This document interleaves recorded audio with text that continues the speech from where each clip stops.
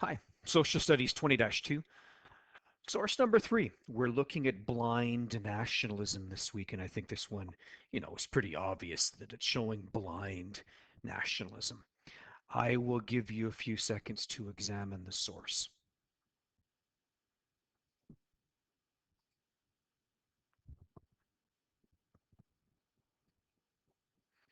All right, so we've got, I guess we could call it a cartoon, showing a bunch of people blindfolded. And if you look really close, the blindfold isn't just any old blindfold. It is the American flag, the old stars and stripes. And so I think what the cartoon is trying to demonstrate is that any society can be guilty of blind nationalism. In other words, when we think of blind nationalism, I think of Germany. I think of Nazi Germany and how people were blinded by German nationalism, and that helped them or made them do the things that they would eventually do. People and countries that they would go after. When I think of blind nationalism, I think of Japan in the 1930s.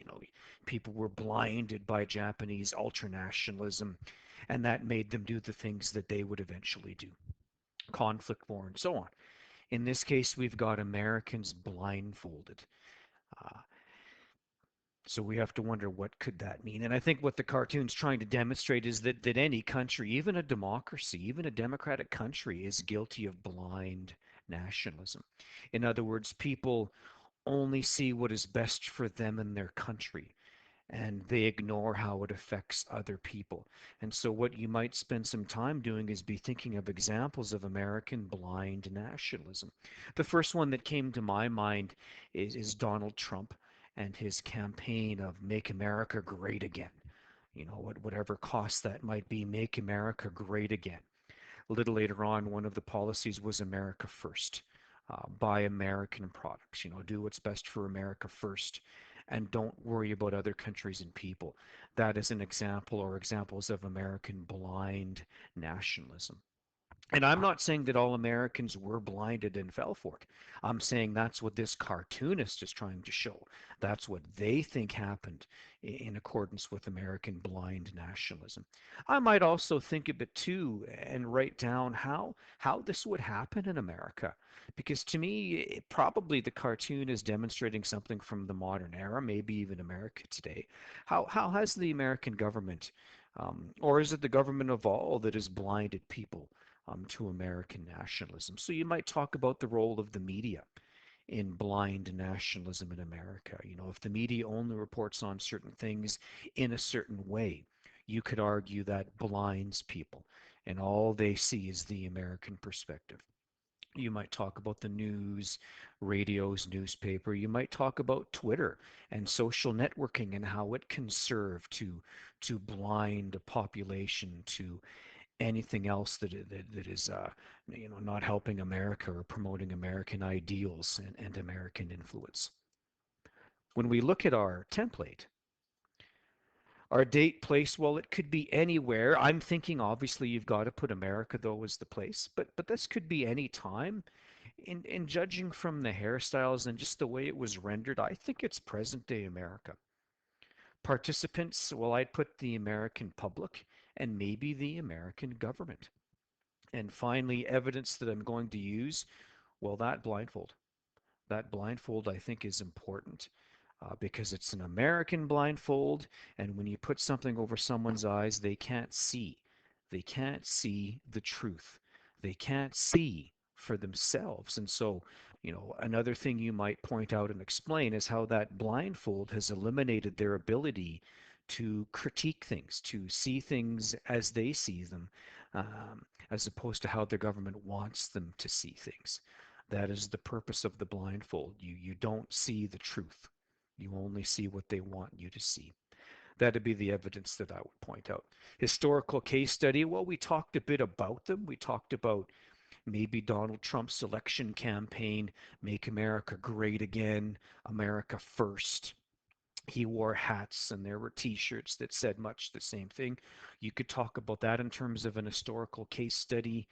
Uh, Perspectives would be, how would an American feel when they look at that? What are Americans thinking?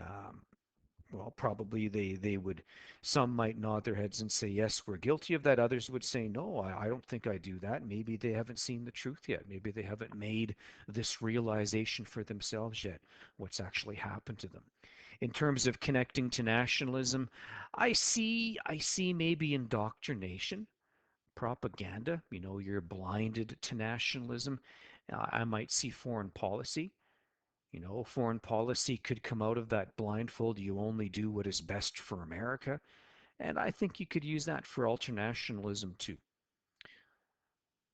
Source number three, the theme of the week has been blind nationalism. I think we have a source interpretation. While we're at it, let's do our position. And so what you do at this point now is you need to take and defend a position based on all three sources. So source number one was saying, be careful, be careful of nationalism. You don't know what nationalism is going to make you do. These guys are about to march over a cliff for their country and they're going to die because of it, and they don't even know why. Source number two is showing you German blind nationalism.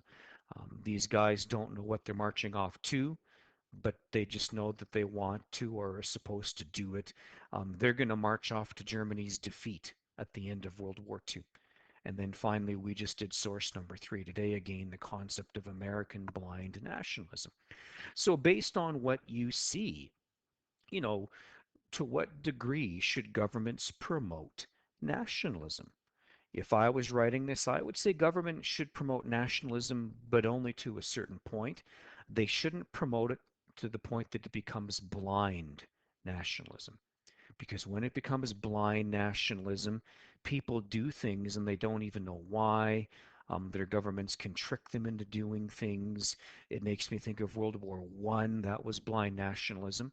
Soldiers signing up to go off and die in the trenches. Makes me think of World War Two, Germany, Italy, Japan, and their expansionist policies and how that led to World War Two conflict and their eventual defeat. It makes me think of total war.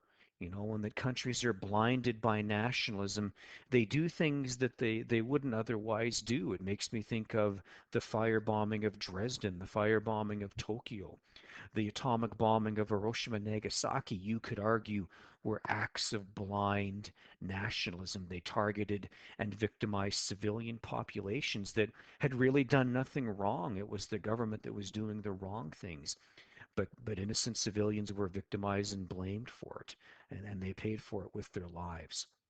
So again, when we do this, you establish a position. To what degree should a government promote nationalism?